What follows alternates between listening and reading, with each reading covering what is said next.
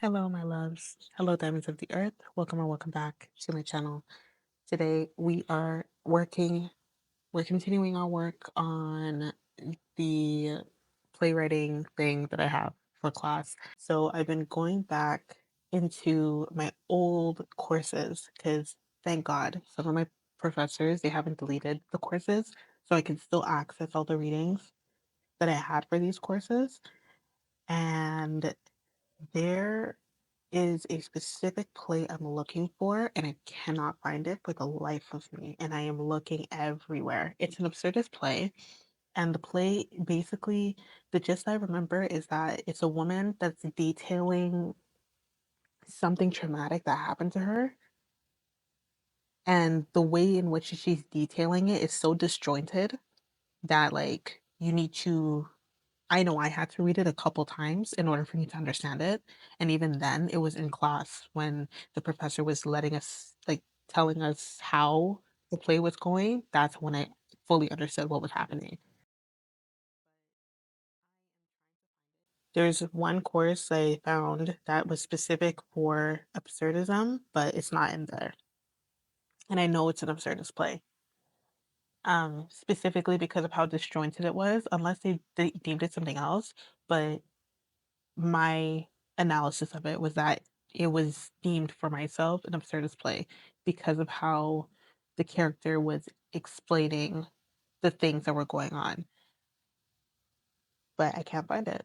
I thought it was going to be Beckett. It's not Beckett.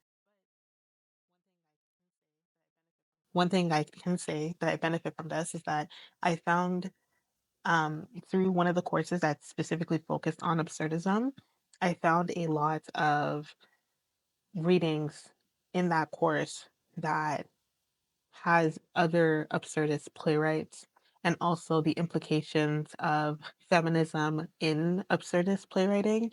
Because now there's like a huge wave of women who are utilizing absurdism as a way of explaining stories of like domesticity. Yeah, that's the word. And violence within the household and all that stuff, violence between partners and all of that. So, like, I found that information, which is great because I'm using that to speak on violence specifically towards victims of abuse. Um, Specifically Futina. I already talked to you guys about it.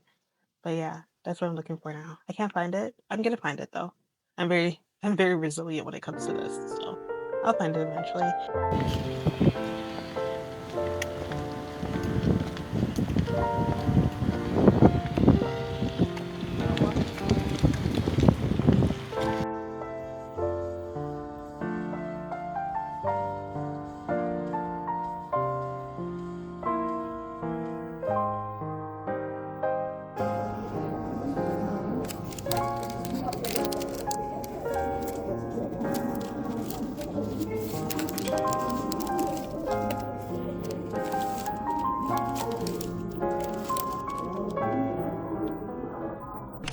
I was working on the play again, and in me writing, I realized that the story wasn't as fleshed out as I wanted it to be.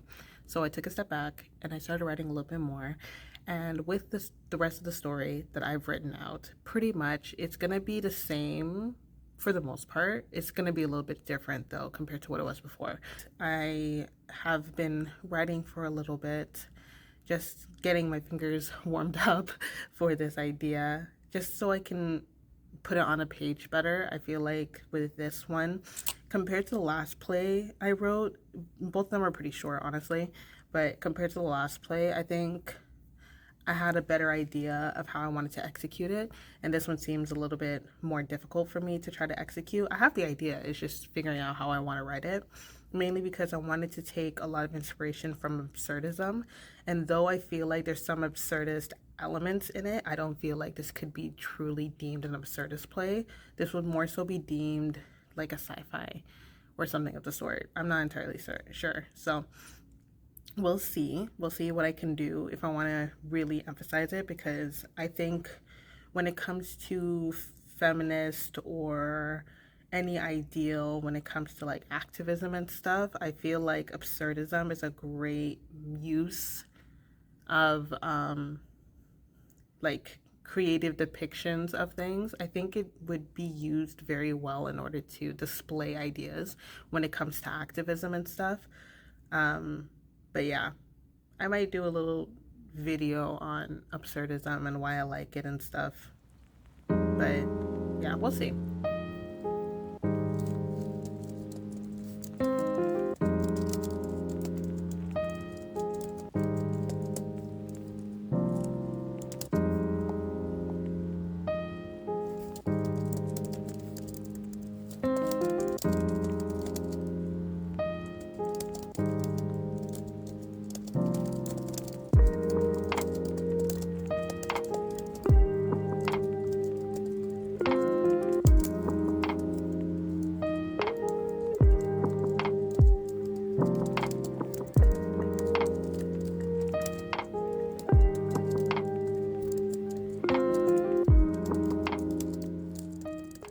Hi, lovelies.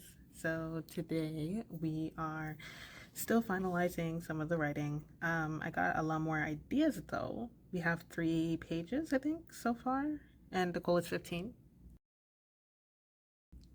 So we're gonna get there. We're getting there. Um, I realized how much I'm actually so excited to write this. Like, I'm genuinely really excited, and I've been just wanting to establish I understood what I wanted to write.